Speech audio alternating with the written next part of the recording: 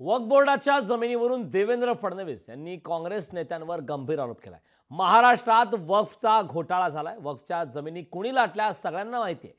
वक्फच्या जमिनीत काँग्रेस नेत्यांनी घोटाळा केला असून काँग्रेसचा वक्फ बोर्डाशी संबंध नाही, त्यांना जमिनीशी संबंध असल्याचा आरोप फडणवीसांनी केलाय।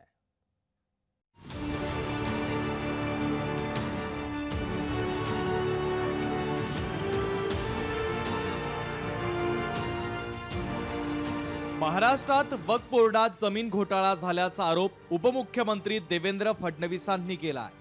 वक्फ बोर्डाच्या जमिनी काँग्रेसच्या नेत्यांनी लाटल्याचा आरोपही फडणवीसांनी केलाय। केंद्र सरकारच्या वक्फ बोर्ड सुधारणा विधेयकाला काँग्रेसने विरोध केलाय।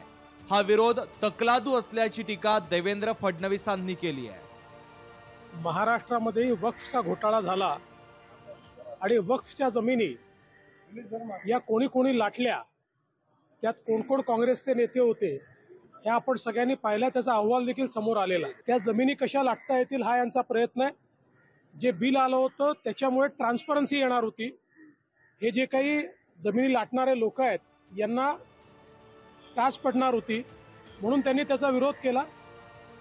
फडणवीस दरवेळी चर्चा घडून आणण्यासाठी नवी हुल उठवून देत असल्याचा आरोप शिवसेना उद्धव बाळासाहेब ठाकरे पक्षानं केलाय। फडणवीस साहेब दरवेळेला नवा मुद्दा काढतात आणि चर्चेची हुल उडवून देतात।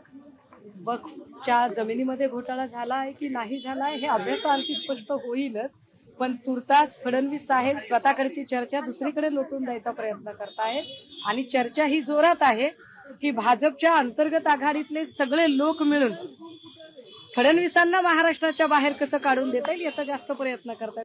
अत्याचारी आणि भ्रष्ट व्यवस्थेला कशी पिसिंग करवायची ते आमच्याजवळ सगळी दवाई आहे। त्यामुळे यांनी सुरुवात करावी। आम्ही वाट पाहतो आहे कुठून वक्फपासून करायचं की कुठून करायचं, यांनी सुरुवात करावी। कारण की भ्रष्टाचारी सगळी व्यवस्था हे त्यांनीच जमा करून ठेवलेली आहे। त्याच्यामुळे भ्रष्टाचाराचं वाक्य त्यांनी बोलावं आणि सुरुवात करावी। बाकीचे औषध आमच्याजवळ आहे। वक्फ बोर्डात जमीन घोटाळा झाल्याचा आरोप करणाऱ्या भाजपनं अयोध्येमध्ये झालेल्या 1300 एकरच्या जमीन घोटाळ्यावर उत्तर द्यावं असं खासदार संजय राऊतांनी सुनावलंय। लष्कराची जमीन अयोध्येतली ज्या रामाच्या नावानं आपण राजकारण करतायत तिथे कोणता ट्रस्ट आहे? तिथे का वक्फ बोर्ड आहे का? अयोध्येमध्ये काय तो राम न्यास आहे ना यांनी बनवलेला, ही 1300 एकर जमीन लष्कराची यांच्या घशाला घालता हा लँड जिहाद नाही। राज्यात सध्या फडणवीसांची सत्ता आहे। त्यांनी आरोप करण्यापेक्षा ज्यांनी वक्फ बोर्ड जमीन घोटाळा केला त्यांची नावं जाहीर केली पाहिजेत। नुसते आरोप करत राहिल्यास फडणवीसांची विश्वासार्हताच धोक्यात येण्याची शक्यता आहे।